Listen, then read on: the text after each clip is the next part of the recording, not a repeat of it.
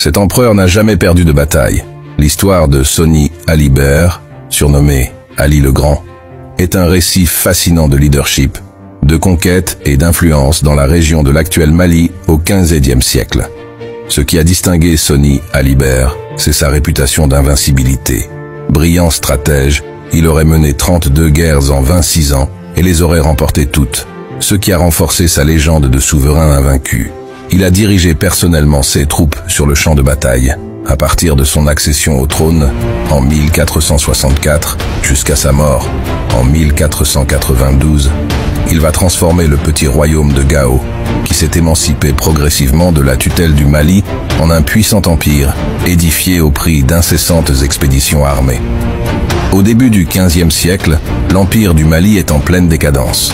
La ville de Tombouctou est prise par les Touaregs en 1433. La délivrance arrive pourtant en 1468, quand Soni Alibert prend la ville et libère le peuple dont il est le souverain.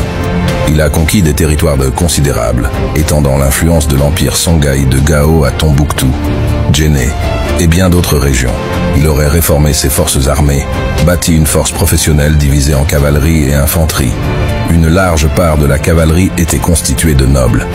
Il aurait créé le poste de Hikoy, commandant en chef, pour la marine, qui compta plus de 400 bateaux, menés par des équipages de pêcheurs sorco. Ceux-ci furent la pièce maîtresse de ses succès le long du fleuve Niger, en étant capables de transporter rapidement des troupes sur des milliers de kilomètres de voies navigables. Sous son règne, l'empire Songhai a prospéré. Il a établi un système administratif efficace et encouragé le commerce, faisant de Gao et Tombouctou des centres florissants d'échanges culturels et économiques.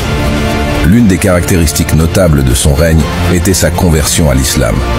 Bien que l'empire Songhai ait eu une longue tradition religieuse animiste, Soni Ali a montré une grande tolérance religieuse et a maintenu un équilibre entre les croyances traditionnelles et l'islam, ce qui a contribué à renforcer l'unité de son empire. L'empire parvenu à son apogée, Soni Alibert décéda sur le chemin de retour d'une énième campagne victorieuse, une expédition contre les Dogons, falaises de Bandiagara, et le royaume de Gourma en novembre 1492.